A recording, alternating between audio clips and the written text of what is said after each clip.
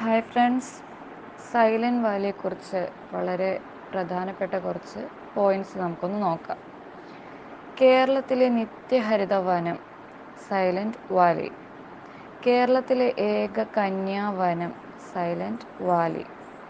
കേരളത്തിലെ ഏറ്റവും വലിയ മഴക്കാട് സൈലൻറ്റ് വാലി. സൈലൻറ്റ് വാലിയെ ദേശീയോദ്യാനമായി പ്രഖ്യാപിച്ച വർഷം 1984. ആരാന്നും കൂടെ പഠിച്ചു വയ്ക്കുക, ഇന്ദിരാഗാന്ധി. സൈലൻറ്റ് വാലി ഉദ്ഘാടനം ചെയ്ത വർഷം 1985. വർഷങ്ങളൊന്ന് നോക്കണം, തെറ്റിപ്പോരുത്. സൈലൻറ്റ് വാലി ദേശീയോദ്യാനം ഉദ്ഘാടനം ചെയ്തത് Rajiv Gandhi 1985 September 7. Silent Valley സ്ഥിതി ചെയ്യുന്ന taluk Mannarkkad. Silent Valley buffer സോണായി പ്രഖ്യാപിച്ച വർഷം 2007.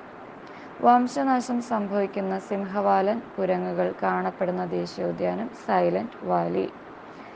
സൈലൻറ്റ് വാലി എന്ന പേരിന് കാരണം ചീവീടുകൾ ഇല്ലാത്തതുകൊണ്ട്.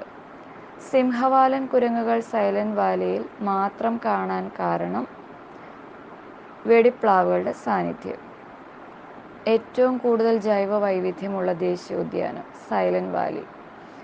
സൈലൻറ്റ് വാലി എന്ന പേര് നിർദ്ദേശിച്ച ബ്രിട്ടീഷുകാരൻ റോബർട്ട് റൈറ്റ്. സിംഹവാലൻ കുരങ്ങുകളുടെ ശാസ്ത്രീയ നാമം മക്കാക്ക സിലനസ്. മഹാഭാരതത്തിൽ സൈരന്ധ്രി വനം എന്ന് പരാമർശിക്കപ്പെട്ടിരിക്കുന്ന കേരളത്തിലെ ദേശീയോദ്യാനം silent valley. Silent valley national പാർക്കിൻ്റെ 25ാം വാർഷികത്തോടനുബന്ധിച്ച് സർക്കാർ സ്റ്റാമ്പ് പുറത്തിറക്കിയ വർഷം 2009.